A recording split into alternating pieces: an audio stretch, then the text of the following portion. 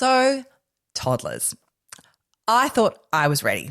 I mean, I'd done it the newborn bit twice, the no sleep, the crying, the why won't you latch breakdowns at 3 a.m. I thought that was the hard part. That was not the hard part because somewhere around 18 months, both my girls just switched. Like one day they were these cute little pudgy things who sat where I put them, and the next day, full chaos. I'm talking feral. I'm talking unhinged. I'm talking running at full speed into a glass door and then getting mad at me about it. And I remember thinking, why did no one pull me up aside and say, Lucy, you need to brace yourself, not for the baby stage, for this stage. Because honestly, I would have done some sort of prep. Like, I don't know, meditation, boxing, I don't know, probably both. I remember when my eldest was about 2, she had a full meltdown. I'm talking on the floor, screaming, kicking, tears everywhere because I peeled her banana. That's it. I peeled it. She wanted to do it herself, but she hadn't told me that because she couldn't, because she was 2. And once it was peeled, it was over. You can't unpeel a banana. I tried, kind of, push the skin back on. It didn't work, obviously. So we just had to ride this one out on the kitchen floor at 7 a.m. before I'd even had a coffee.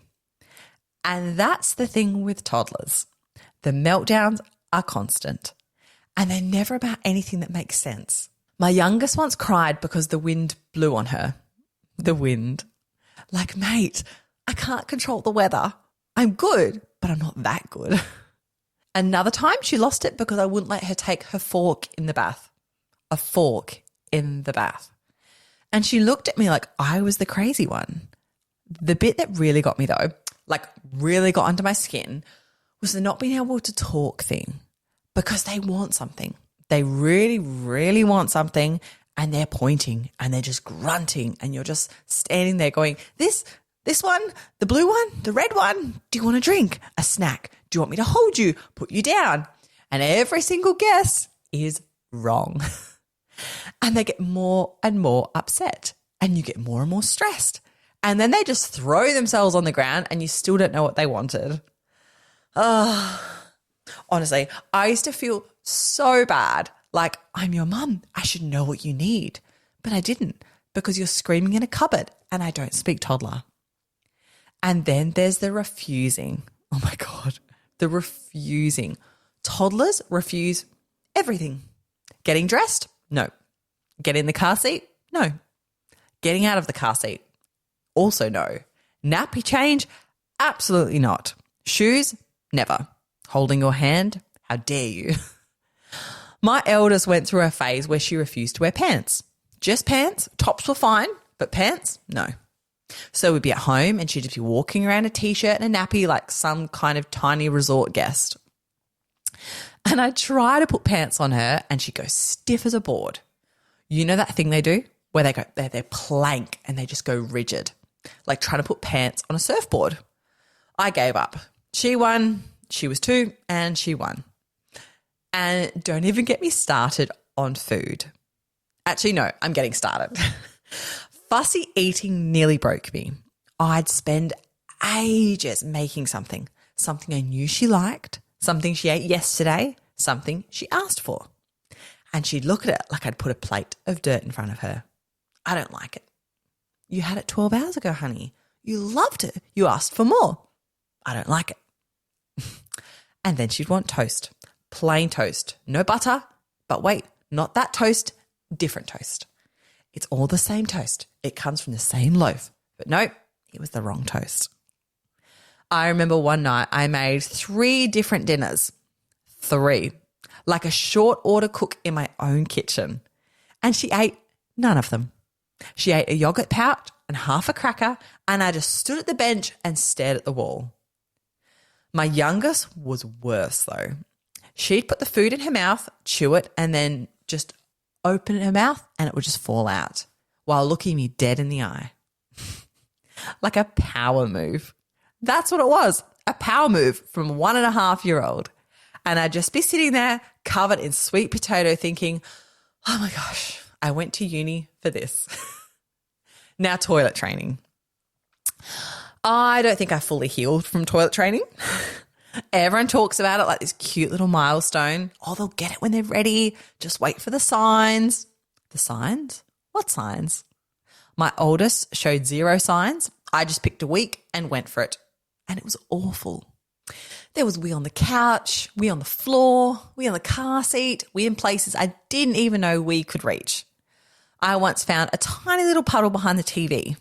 And I was like, how did she even get there? And poo. Look, there was poo. I'll leave that there. Like I honestly thought maybe it would take like a week, maybe 2. It took months of carrying spare knickers everywhere, months of asking, do you need to go every 4 minutes, months of her saying no and then weeing 30 seconds later. And everyone kept telling me, oh, she'll get it. And I'm like, cool. But right now she's weed in the trolley at Woolies, so that's where we're at. But the thing that really aged me during the toddler years, the danger. Toddlers they're just trying to die. I'm sorry, but that's what it is. They have no fear, none, 0. My youngest climbed the bookshelf, the actual bookshelf, like she was scaling a rock wall. I walked in and she was just up there, hanging off the second shelf with one hand, smiling. My heart nearly came out of my chest. And I had to stay calm because if I screamed, she'd let go. So I just walked over real slow and grabbed her like it was no big deal. Then I went to the bathroom and had a little cry.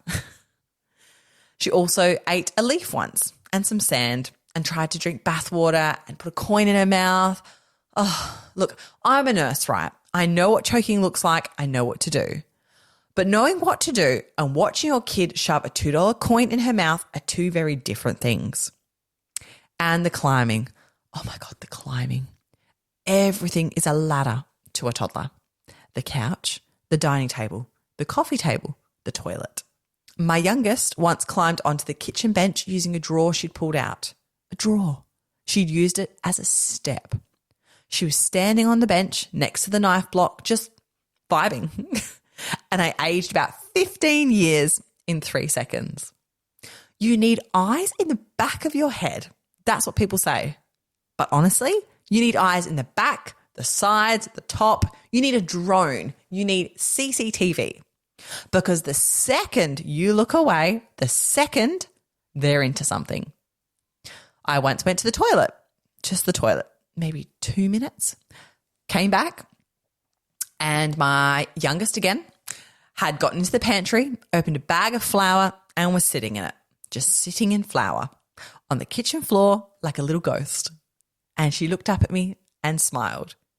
And I didn't even know what to do, so I took a photo. Because at that point, what else can you do?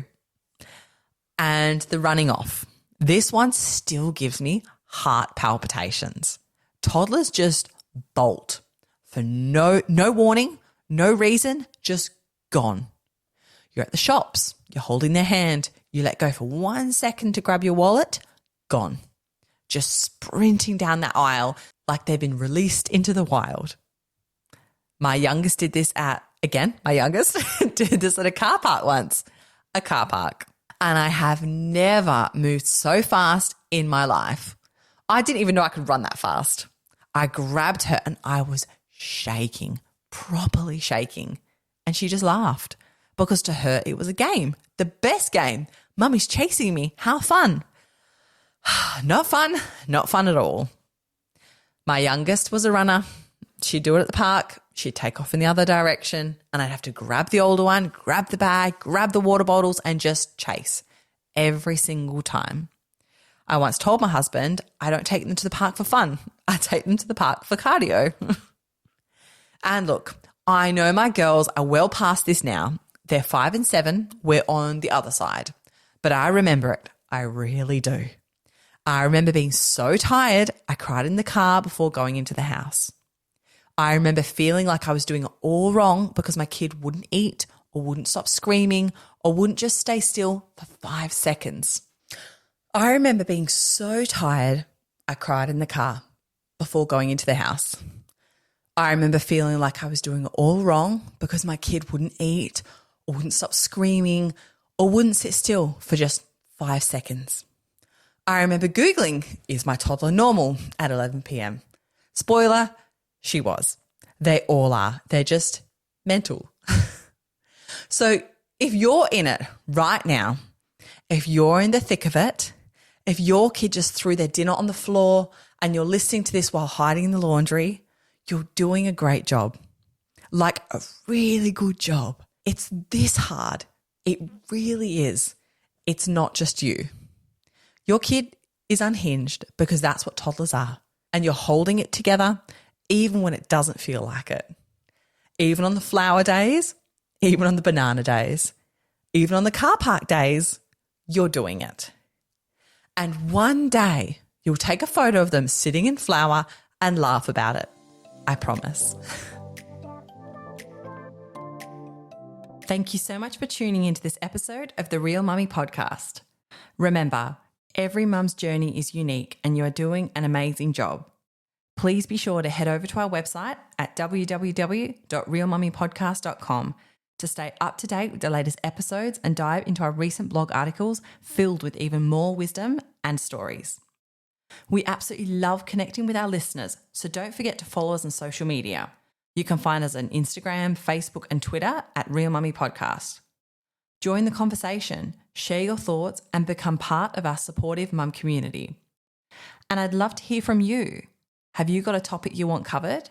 Do you have a guest you'd love to hear from? Reach out to us through our website or social media. Your input is invaluable and helps us to create the content that matters most to you. Thank you for being part of the Real Mummy podcast family. Until next time, stay strong, stay kind to yourself, and remember, you're never alone on this journey.